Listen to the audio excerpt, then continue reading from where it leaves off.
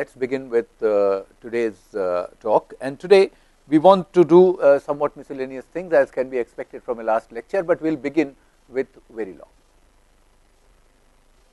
Verilog is another hardware description language, very popular in the industry. It's very easy to use because its syntax is very much like C.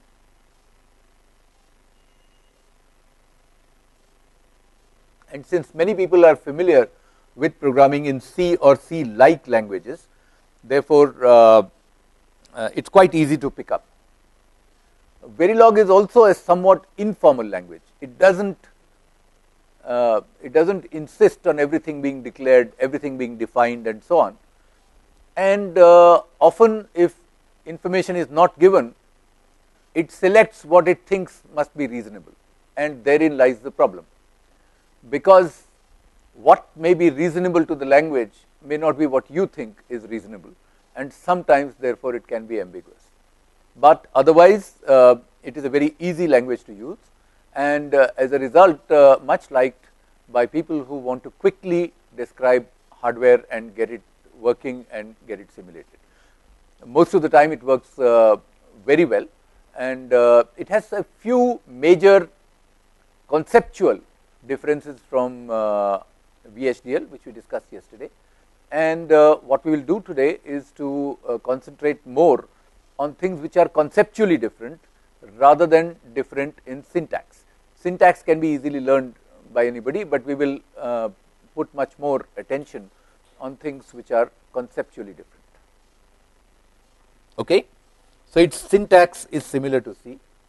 One major difference between the C syntax and Verilog syntax is that blocks are delimited in C by the curly brackets, and curly brackets have a different use in Verilog. So the curly brackets essentially form groups of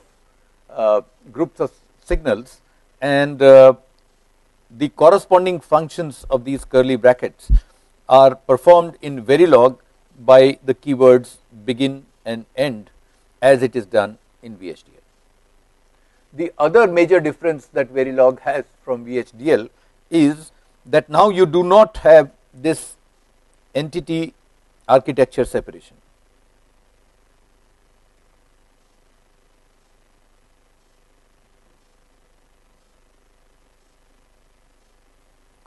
Both of these are combined into a hardware object called module.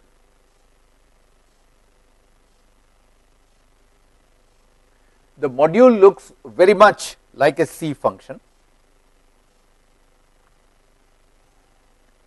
and in a C function inside brackets you have the parameters which are passed to it. In case of a module, you have signals which are passed, and the module then acts upon these signals in a way which is very similar to VHDL. Essentially, the treatment of signals is very similar in most VHDL languages.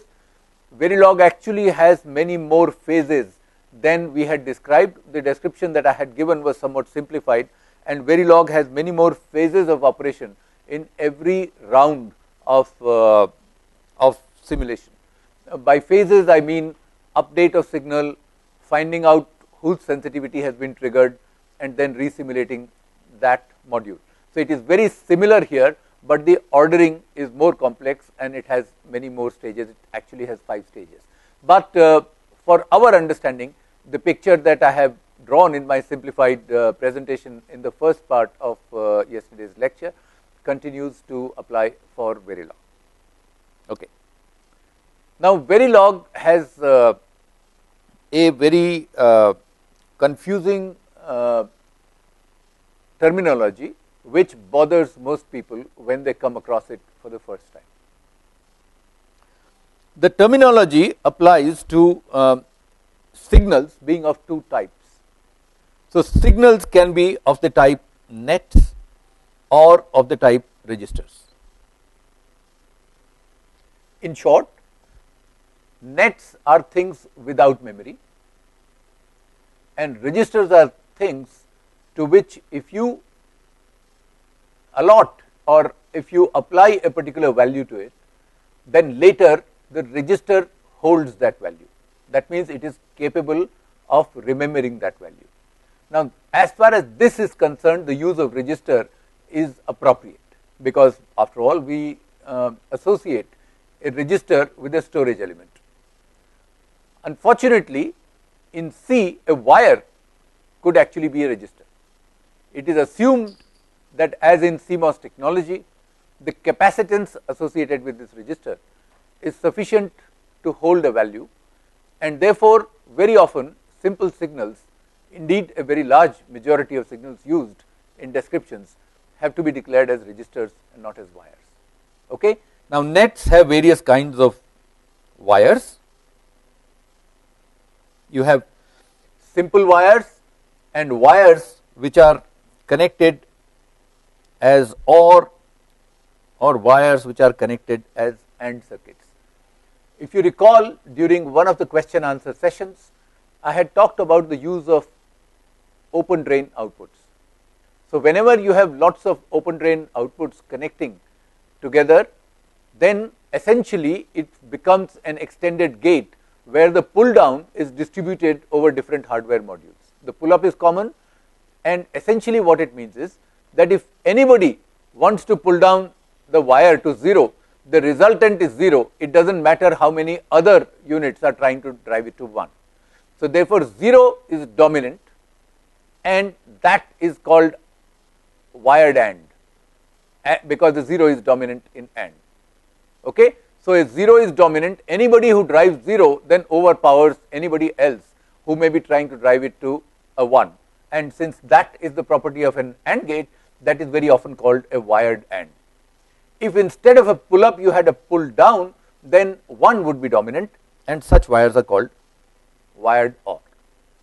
Registers are essentially signals which need not be continuously driven, which can be given a value once, and as a function of their own property, once this value is given to them, then they keep this value.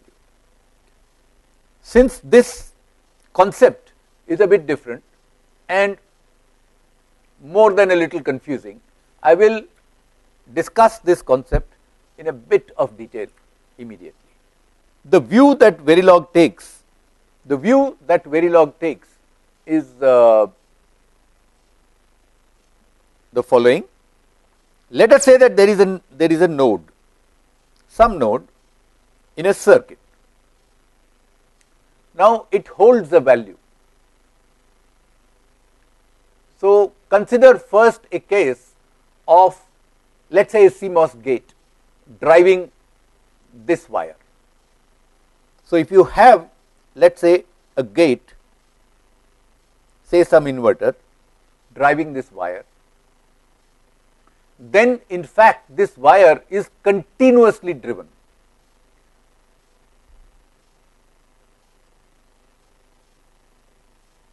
Let us see what the electrical impact of this statement is.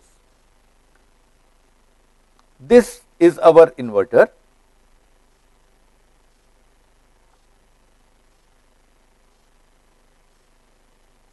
And this is my output.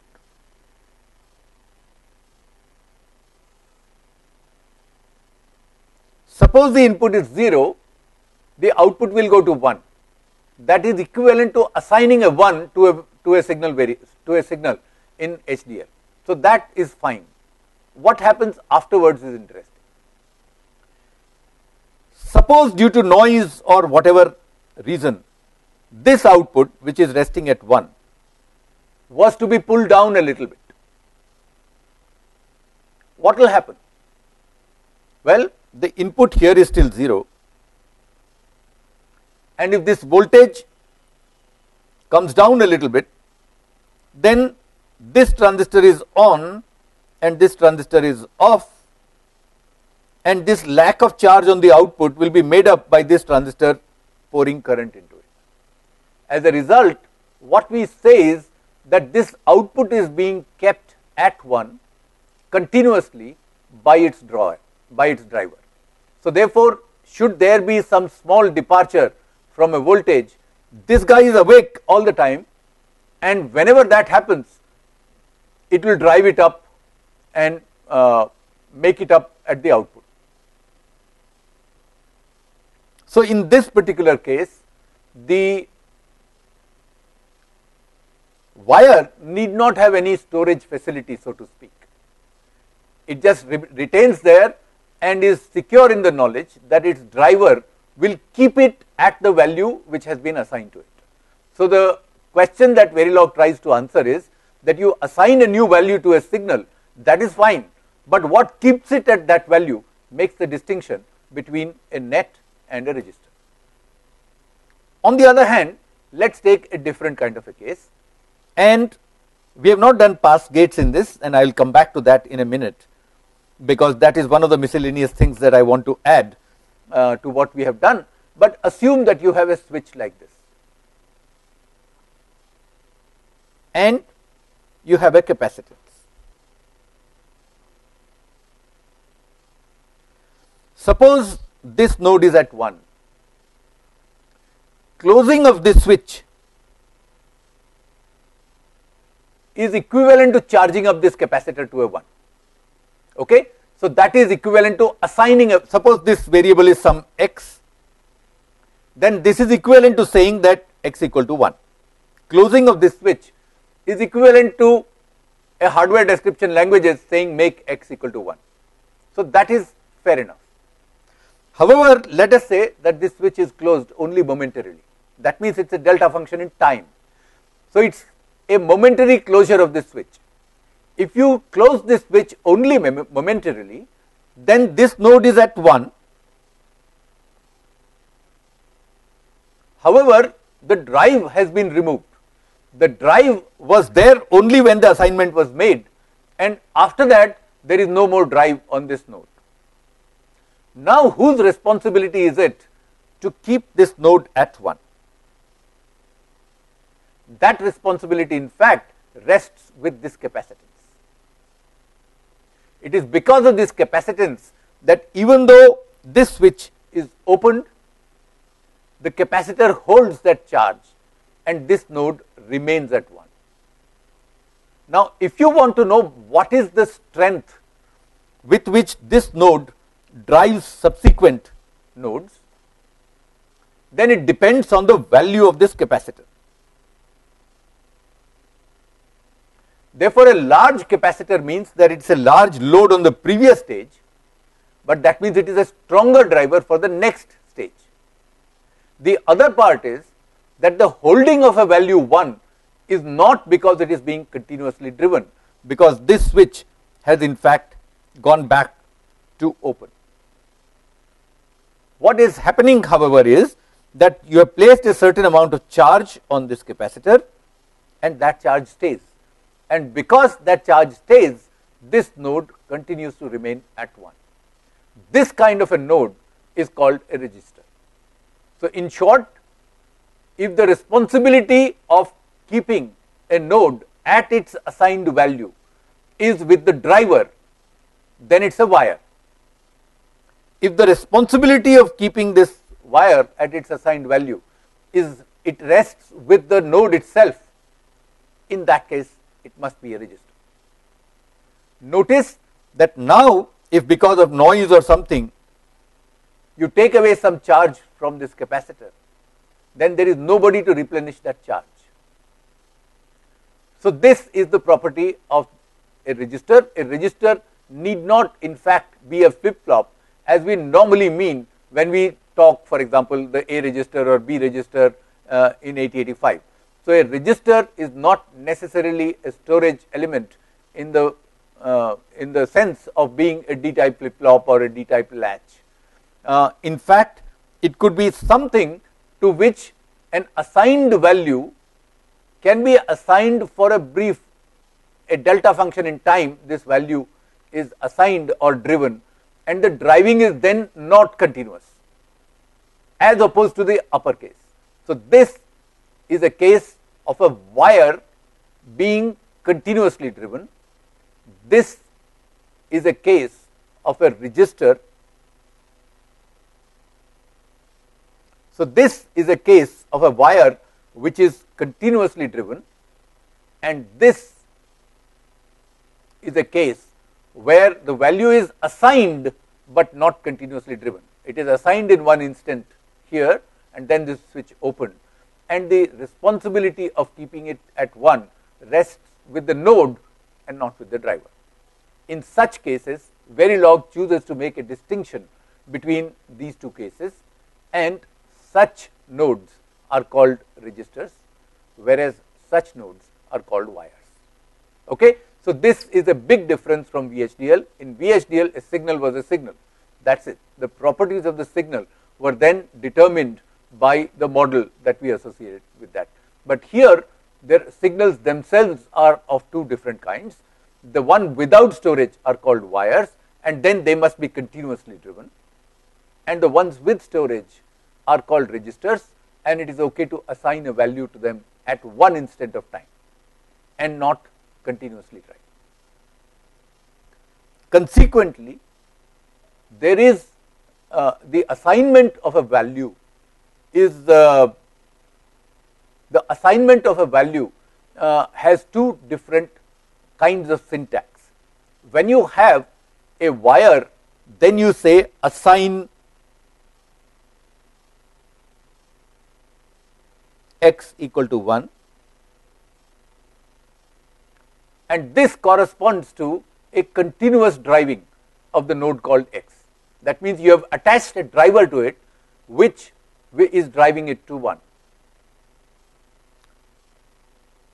If you simply say x equal to 1, that means at the instant of time, in the simulation time, by the way, the separation of program time and simulation time I had discussed yesterday. So, at the value which the time variable has, at that time a 1 is assigned to this node x, and now it is the responsibility of this node x to keep it.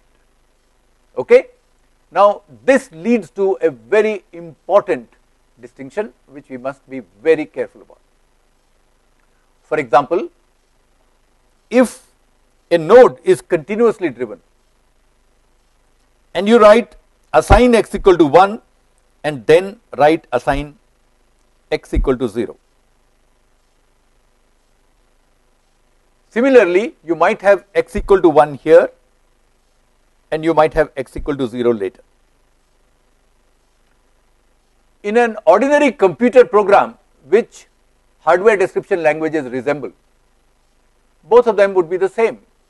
This later assignment will override the previous assignment, that is all. The variable was given a value 1, now it is given the value 0, and from now onwards it holds the value 0. But here the syntax makes that the physical meaning of these two are quite different. This will lead to disaster. This will lead to disaster because I have two separate drivers now continuously driving this wire and trying to drive it to different values. So, therefore, two such statements essentially mean that you have, notice this is not an inverter, a buffer. So, you put a driver here and you have shorted their outputs. This statement essentially creates a circuit with a driver, and this driver has the responsibility of driving it to 1. This circuit creates an independent and different driver which is now trying to drive it to 0. As a result, there is a clash at this node. So, therefore, multiple assignments are to be used very carefully indeed. Only when you think that it is okay to have multiple drivers on a wire, and normally this would be flagged as an error. On the other hand, this is fine. What you are saying is that at the time instant this occurred, you placed a 1 on the capacitor, that means you charged it up, and at some other time you discharge that capacitor. So that is fine. It is for this reason that whenever you have essentially a process, then inside that process where sequential statements are occurring, you should use statements of this kind, and these statements imply that the node is driven at an instant of time and left to hold the value on its own. Therefore, inside processes, and I will describe them in a while what are processes and so on, but inside processes you use registers, and outside processes you use wires. And because these are wires, you must continuously drive them. Therefore, you must use the keyword assign whatever value, and the way it is interpreted by the hardware description language then is that you take this node X, and for every assignment statement on X, you actually add a new driver. So this distinction is very important. Unfortunately, it is not well emphasized in textbooks, and as a result, if you are in a hurry without understanding the basics and jump to the syntax of Verilog immediately, then you are sure to be confused sometime when unexpected things happen in this language. So now let us look at what I was talking about. What are processes? We will often refer to what we had done in VHDL simply because it is a more formal language which specifically defines various things, and we will see what is the equivalence in Verilog.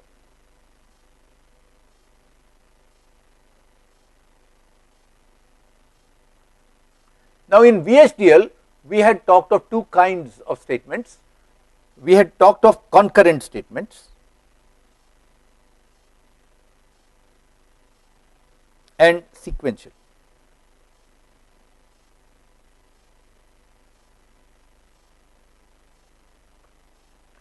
Sequential statements essentially were used whenever a hardware block could not be described in a single line. So for example, the behavior of a D flip-flop cannot be described in a single assignment. So therefore, to describe the behavior of the D flip-flop, we will use a concurrent block, but inside that concurrent block will be programmed like logic statements, and they will be sequential. In Verilog, there are, okay, so sequential statements are inside a block which is delimited by a begin and end, and the block is often called a process. It is delimited by a begin and an end. By the way, notice that in VHDL is case insensitive, whereas Verilog, like C, is case sensitive.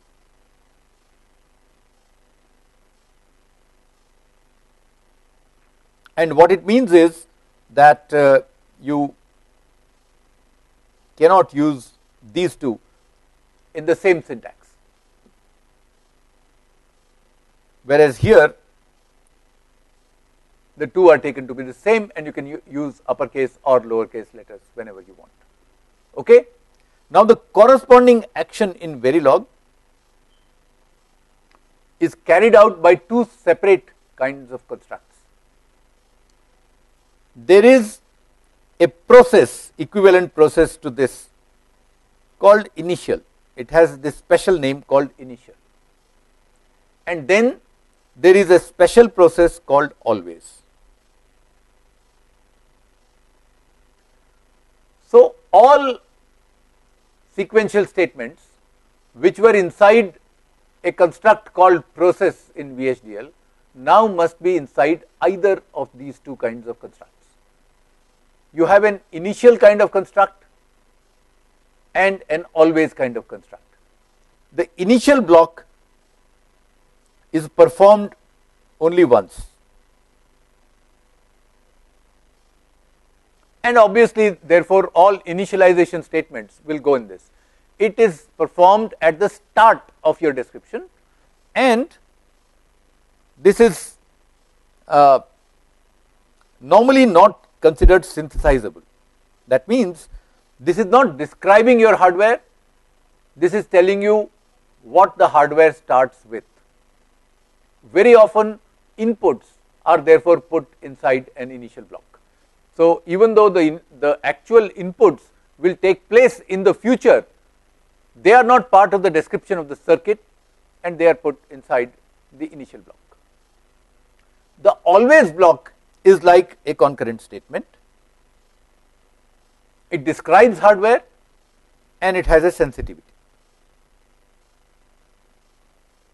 We had talked about sensitivity in the example which we had discussed in some detail yesterday. We had seen, for example, that the signals A and B, inverter as well as the NAND were sensitive to A, whereas only the NAND was sensitive to B. So that constitutes a sensitivity. So the sensitivity list comes at always. For example, you can say always at positive edge, pos edge of a signal called clock, and then begin, end.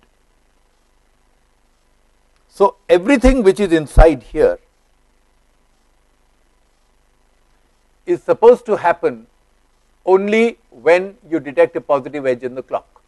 So that is the sensitivity of this hardware, that whatever statements that you have put here, they will be executed only when this event occurs, when clock has a positive edge. So notice that the time variable has some value when this sensitivity is struck, and this entire thing will be executed at that time in 0 time. That is because different instructions are not different assignments.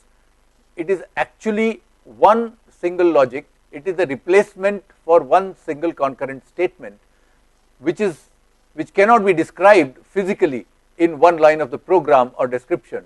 Therefore, you are using multiple lines. Okay, but it is considered as the description of one hardware block. So in that case, the basic unit of hardware in Verilog is a module. The syntax of a module is very similar to a function call in C. Okay. Now this module can be invoked by instantiating it. Notice that in VHDL 87 we could not have instantiated an entity directly. We had to declare a component type, and then the component was instantiated in structural description. In Verilog, you do not have to go through all this process. You just can, once you have defined a module, then the module can be instantiated immediately. Let us now start looking at various items that Verilog operates upon. The basic things, of course, are signals. However, these are the actual signals in your hardware. However, to control these signals, sometimes you will require things which will not occur on the circuit itself, but which are required in order to describe the circuit. I will give you an example. Suppose you have a bus. Let us say that we have an 8-bit bus. Now this is wire 0, 1, 2, 3, 4, 5, 6, 7. Okay? These 8 wires together constitute a bus. Now we do need to index these by something. Okay? So for example, when I refer to this wire, suppose this bus is called B, then I must refer to B4. Now B is a signal, obviously. B4 refers to the status of logic on this wire, and therefore it must follow all the rules that we have derived for signals. That means a direct assignment cannot be made, it must be scheduled, sensitive things can be sensitive to the value on this wire. When something changes on this, an event has occurred, and we must go around waking up whosoever is sensitive to this change. So these are the properties of signals, and B4 by itself is a signal and will indeed be will conform to this kind of behavior. But what about 4 here? 4 is not a signal. If I change 4 to 5, that should not take finite amounts of time. There is, if I am referring to B4 and then I want to refer to B5, changing the value of the index from 4 to 5 is just changing the index, not the signal. Therefore, I now need things in my description which are not signals, however, which are similar to signals in the sense that they can acquire values. Such things are called variables. By the way, this is common to Verilog and VHDL. In both languages, obviously you require signal as well as variables. Remember, variables are helpful quantities which are used to make the description possible. They are not actual signals which you can go and measure with an oscilloscope. So if this was a signal, this was a bus, and if I placed the oscilloscope,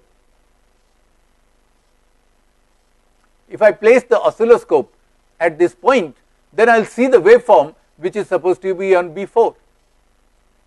But I can't see 4 on an oscilloscope. 4 is just the index, it is just a name. And suppose I now have a variable called Bi, and I takes the values 3, 4, 5 or 8. In that case, assigning a value to I should not be subject to the same rules as assigning a value to the signal. I am just choosing a different index, not a different value of the signal. Therefore, these must be handled quite differently from signals, and such things are called variables. Okay? Another example is, for example, the counter in a loop. Suppose I have a loop like a for loop, then the counter of that loop essentially just tells you what is repetitively being done. The counter does not represent a signal on that circuit. Okay? So, for example, to set all these wires to 0, I might have a loop which will say for I equal to 0 to 7, make Bi equal to 0. Now notice that this assignment is a signal assignment. I am placing a signal value in the real circuit, but when I say I equal to 0, that is not a signal assignment. That is only to identify what I mean. It does not have any implication to the circuit performance. So such things are then called variables, and these are signals. Now in VHDL, certain kinds of signals are predefined. Yesterday in the short lecture, we used the kind of variables called bit, and bit could have variables, could have values which are 0 and 1. VHDL is a very formal language. For example, it makes a distinction between a bit type of variable or signal and a Boolean kind of variable or signal. A Boolean quantity can acquire the values false and true.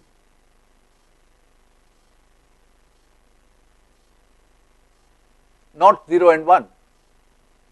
And if you declare something to be a Boolean, if you try to assign a 0 to it, there will be an error.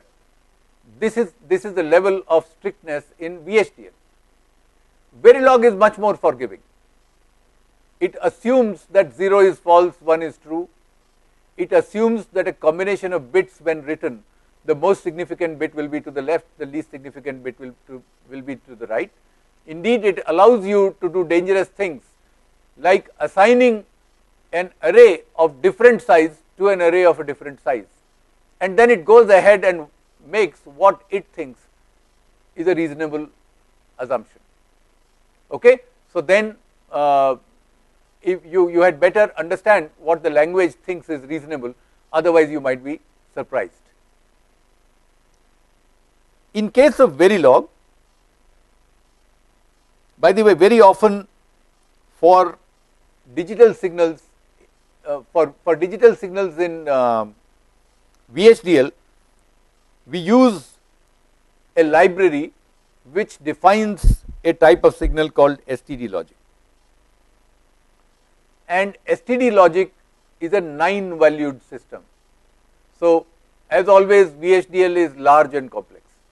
Verilog wants to be small and useful. So, therefore, Verilog has 4-valued logic system, and these values are 0, 1, x and z. The values 0 and 1 are quite familiar, we do not need to explain. Value x means unknown or illegal. Either the value has not been initialized, it has not been assigned anything, and therefore we do not know whether it is a 0 or 1, or it could be that it is a signal in which both a 0 and 1 is continuously being assigned to it. In that case, you do not know what its output should be, and it will go to x. This value is a tri-stated value or high impedance value, and allows you to model gates which can be tri-stated. These are the only 4 values which can occur for an ordinary Verilog signal. In VHDL, bit is predefined. For any multi-valued logic, you have to define your own type. It gives you the freedom of defining a type, and by defining a type you can have a 4-valued logic if you wish. The standard type which is provided in the IEEE library is in fact 9-valued.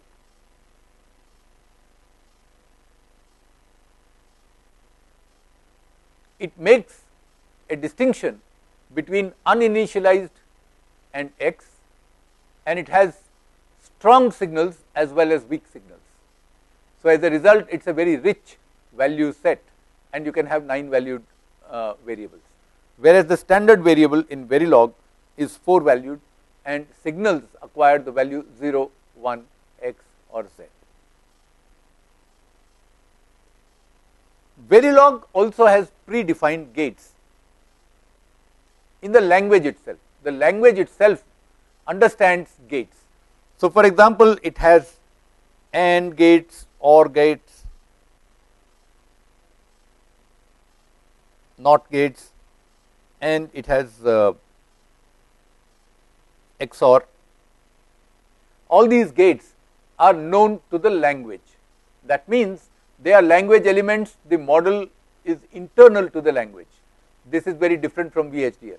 In VHDL, as you recall yesterday, when we defined the 4 NAND XOR, we had to first define the NAND, only then we could define the XOR in terms of that NAND. So, commonly available logic is in fact is inside the language itself, and you can instantiate these by just invoking their name. So, for example, you could place an AND gate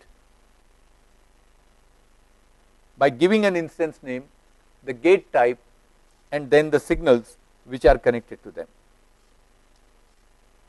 Now, for all the standard gates in Verilog, we have a special convention for the order in which these signals are to be placed. By convention, the output is placed first. This is not very intuitive. For example, when we defined the D flip-flop yesterday, we first declared the inputs and then the output. So, when you describe a D flip-flop, the mention of D and clock comes first and Q and Q bar comes later. However, Verilog chooses to do it in the opposite order, and the reason for that is the following. it takes after C, and C allows you functions with a variable number of arguments. Similarly, this AND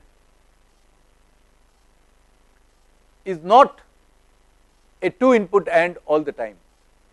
It could be an AND of any number of inputs, and because there is one unique output and all the rest, the variable number is in inputs, not in the output. So therefore, it allows you to give a comma separated list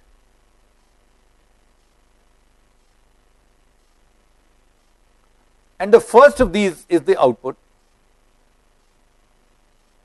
and the rest are inputs.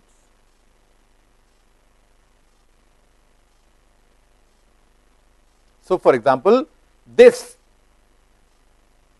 will describe a 4 input AND where X is the output and Y, Z, P and Q are in fact inputs. Because the standard gates have this convention, therefore when people describe their own hardware, they follow the same convention. This is not required by the language, this is a matter of convention. However, it is a good convention to follow, because then the modules that you describe will have the same convention as the built-in modules of the language.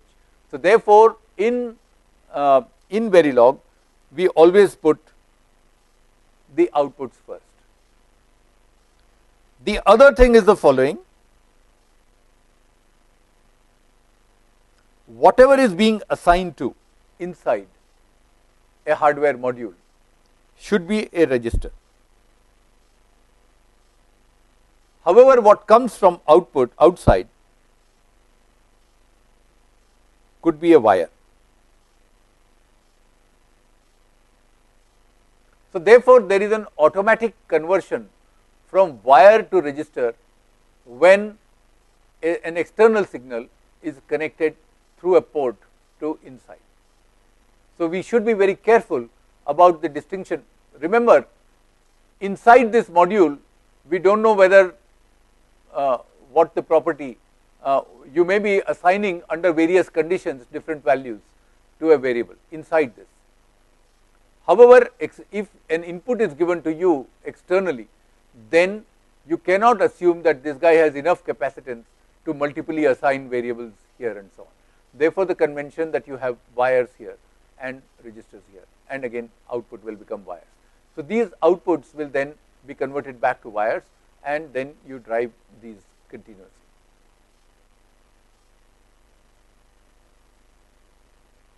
So a typical module will then look like this. You come with the keyword module, you give it a name, you give it a list of signals which form its ports. So notice that the work of entity is being done by this. So then you have the outputs, could be one or many, followed by inputs. This is by convention, not by a requirement of the language, but as I said before, it is a good practice to follow this convention.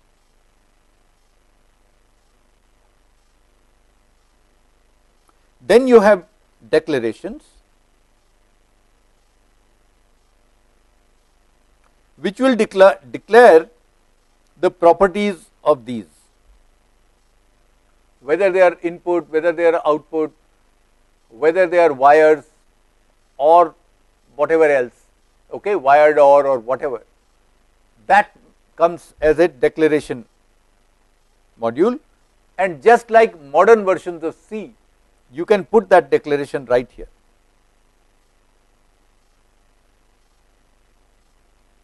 Then you have begin and end, and the module description remains inside here. This module can then consist of any number of concurrent statements or blocks. So assigned statements are concurrent,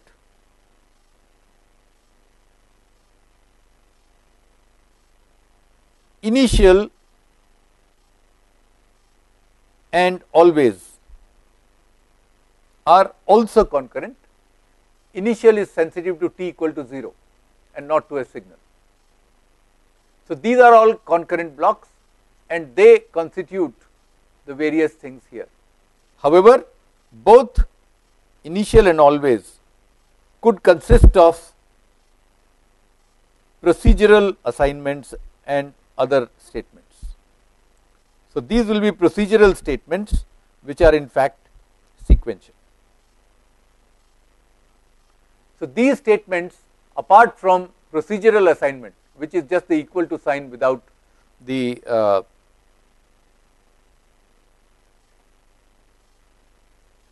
keyword assign, you also have very C-like statements like if, case, for, while, etc., etc.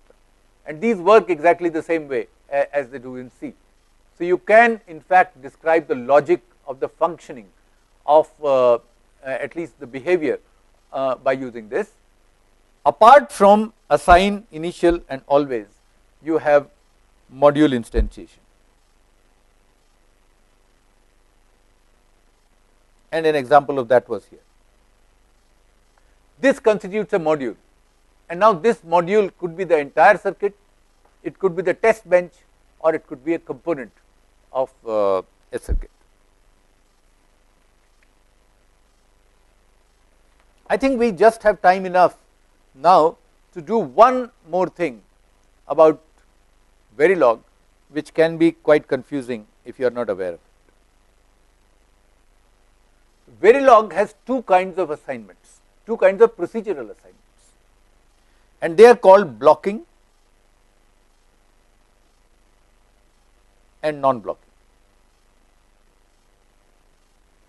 Remember, we had discussed yesterday that in hardware description languages, when you assign a value, you do not immediately assign the value to the variable, you schedule it. That being the case, then the next instruction occurs before the previous variable has acquired its value.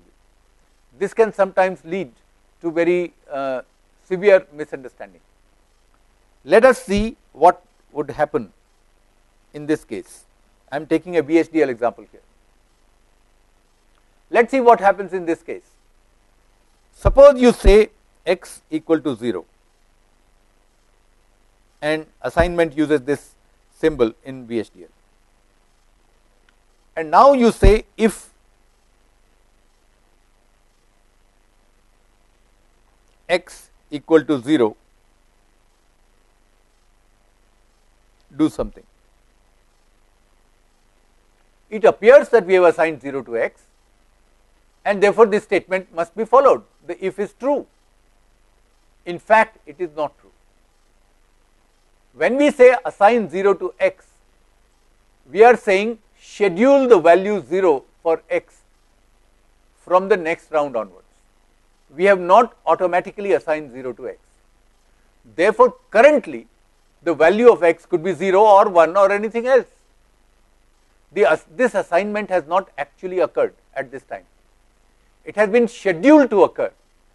If there is a delay specified here with the after clause, then in a measurable future time, otherwise in the next delta time.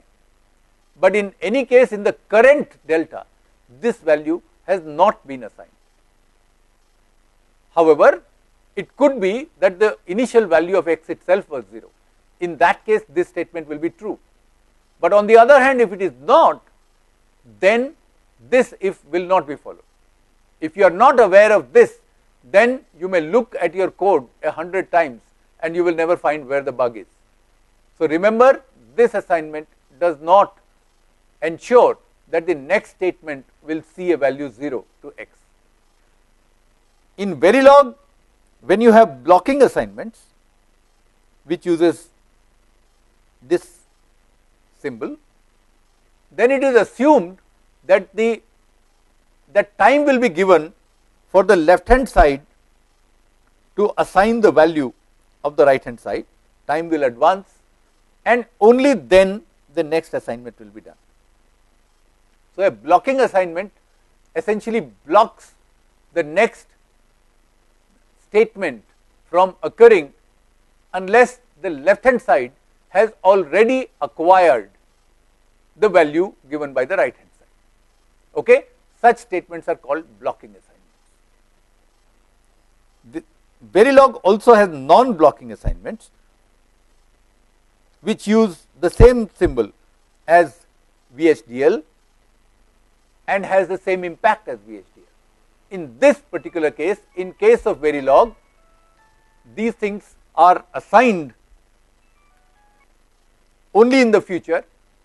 When the statement is executed, you compute the right hand side at the current time, but assign it to the left hand side in the future, okay, in the next delta, or if you have specified a delay after that much delay, and you immediately at the same time go to the next statement. What this means is that the next statement is not blocked from occurring by this assignment, and therefore these statements are called non-blocking. So you may well ask, why does VHDL do such a silly thing as this? Because this can lead to confusion. I look at my code and I can't figure out whether this if will be executed or not. And the answer is that this is a more accurate representation of what really happens in hardware. When you create conditions so that the output of an AND gate is 0, the output of the AND gate doesn't become 0 immediately. There is a certain delay, only then will the output of the AND gate go to 0, not immediately when the inputs are 0. The inputs are equivalent to the right hand side in an expression. The output is equivalent to the left hand side. So you are saying that x equal to AND of A and B. If A becomes 0, x should not become 0 immediately. To reflect a proper picture of hardware, we have non-blocking statements as the default in VHDL. If you want to make it blocking, then you have to give an explicit statement like wait 0. That means don't advance the time, but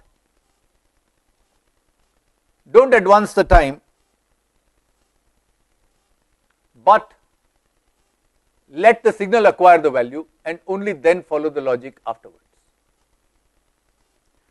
On the other hand, in Verilog, the default assignment is the blocking type. Now that means that the default assignment does not reflect what actually happens in hardware. Sometimes this can lead to difficulty, and very often the when it leads to difficulty, there are some special cases. So this is done by a word of mouth kind of thing, and I'll give you some words of mouth for it as to when this should be used, and then you use the non-blocking. Most of the time you can get away with this, and therefore Verilog uses this as the default, the more dangerous thing as the default. This is in fact the less dangerous thing. Let me just illustrate one example, and then after that we will call it a day as far as Verilog is concerned, and we will have a longer question answer session today. However, this is very important, and let me therefore illustrate what happens. Consider a shift register. This is D, this is Q1, this is Q2, this is Q3. Now when the clock arrives,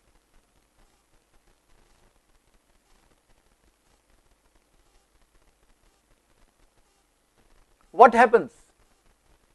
Well, Q1 becomes D, Q2 becomes Q1, and Q3 becomes Q2. Now suppose we do it in the natural Verilog way.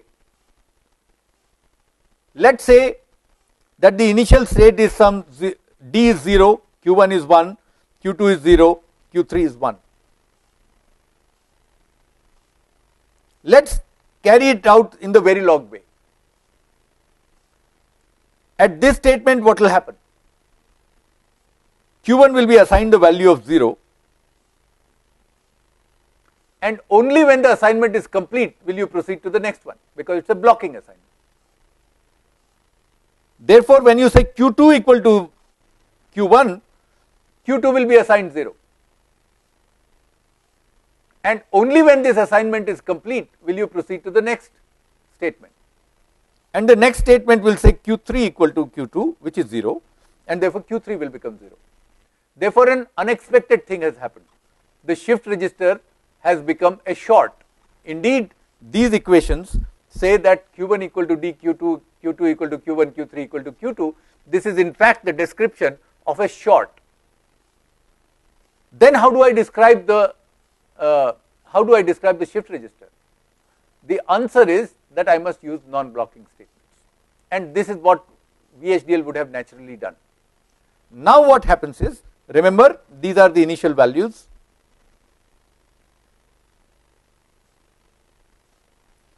First statement says assign. Now we are using non-blocking statements. So what it says is schedule the value 0 for Q1. D is 0. So you say schedule the value 0 for Q1 in the future, but Q1 retains its value, right? So you schedule 0 to be assigned to Q1 in the future, but the current value of Q1 remains whatever it is, namely 1. Therefore, when you come to this statement, you say schedule the value 1 for Q2. So you have scheduled, this is the scheduled for Q1, Q2, and when you come to this statement, you say schedule the current value of Q2, which is the old value of Q2. You say schedule this value for Q3, and that means Q3 is scheduled to become 0. Then only in the next delta these values are assigned, and we have the proper value 0, 1, 0, which is the proper shifted value that we expect. So therefore, if you are not careful in Verilog, by using blocking assignments by default, you might end up describing something which looks reasonable here. You may describing something which looks reasonable here, but indeed it will result in disaster here. Everything will become 0. So therefore, there is essentially a tip which is passed on in the language, that if you want to properly use it, then if logic is intended, then use blocking. If storage is intended, use non-blocking.